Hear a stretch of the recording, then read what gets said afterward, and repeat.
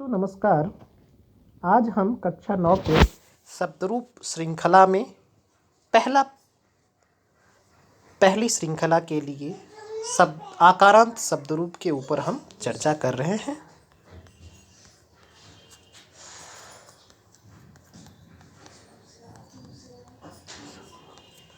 आकारांत शब्दरूप का अर्थ होता है जिस शब्द के अंत में आ हो वह आकारांत शब्दरूप होता है। जैसे बालक में क है, क में अ शेष रहा है तो इसे आकारांत कहते हैं। इसी तरह राम अध्यापक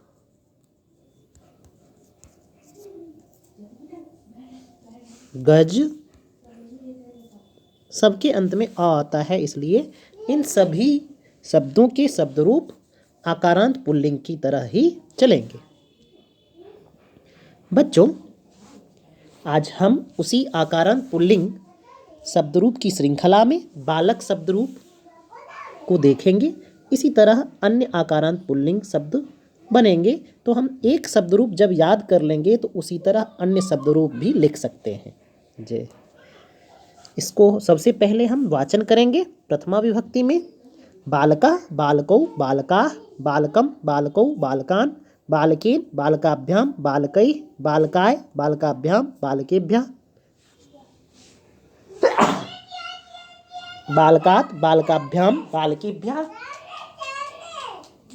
बालकस्य, बालकयोः, बालकानां, बालके, बालकयोः, बालकेषु, हे बालक, हे बालकौ, हे बालका। बच्चों, इस तरह से हम वाचन करेंगे। अब हम देखते हैं इन शब्दरूप के अर्थ किस प्रकार से होते हैं।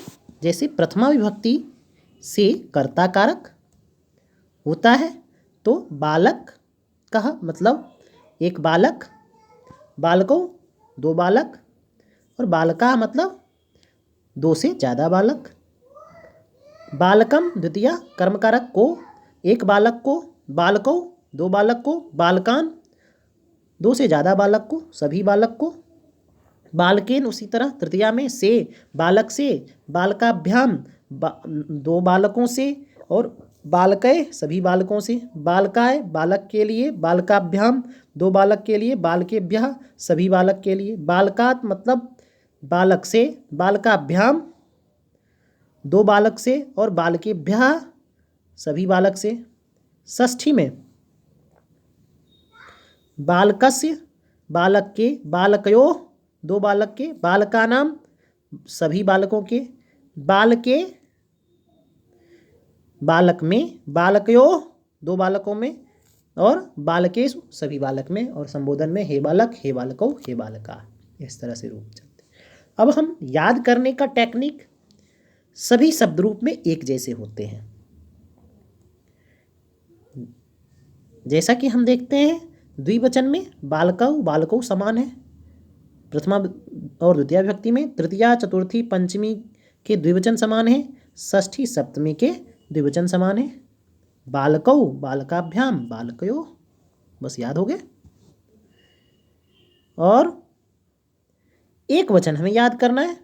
बालकः बालकं बालकेन, बालकाय बालकस्य बालके,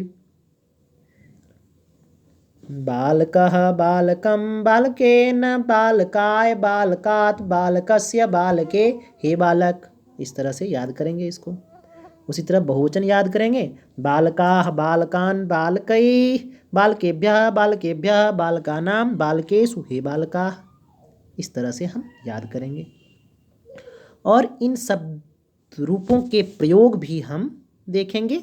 इन्हीं शब्द रूप के जैसे गजः गजौ गजाः, अध्यापकः अध्यापकौ अध्यापकाः, रामः रामौ रामाः, अध्यापकः अध्यापकौ अध्यापकाः, विद्यालयः विद्यालयो विद्यालयाः। जिस शब्द के अंत में अ होगा उस शब्द के शब्द रूप इसी प्रकार से चलेंगे जो पुल्लिंग में होंगे। अब हम आगे उकारांत पुल्लिंग शब्द के रूप पर चर्चा करते हैं। उकारांत पुल्लिंग का अर्थ होता है जिस पुल्लिंग शब्द के अंत में ऊ हो। उकारांत जिस पुल्लिंग शब्द के अंत में ऊ हो, जैसे साधु शब्द है, इसमें ऊ अंत में है, तो इस प्रकार रूप चलते हैं। प्रथमा विभक्ति में साधु, साधु, साधवः, साधुम, साधु, साधून। द्वितीया विभक्ति में साधुना, साधुभ्याम, साधुभिः, साध्वी, साधुभ्याम, साधुभ्यः, साधु, साधुभ्याम, साधुभ्यः, साधो, साध्वो, साधूनां, साधौ, साध्वो, साधुषु, हे साधो, हे साधु, हे साधवः। ये उकारांत पुल्लिंग के रूप हैं। इसी तरह भानु, गुरु शब्द के शब्द रूप चलेंगे। जिस पुल्लिंग शब्द के अंत में ऊ आएगा उसके शब्द रूप इसी अनुसार चलेंगे। अब पुनः उसी तरह शब्द रूप को याद करने का टेक्निक।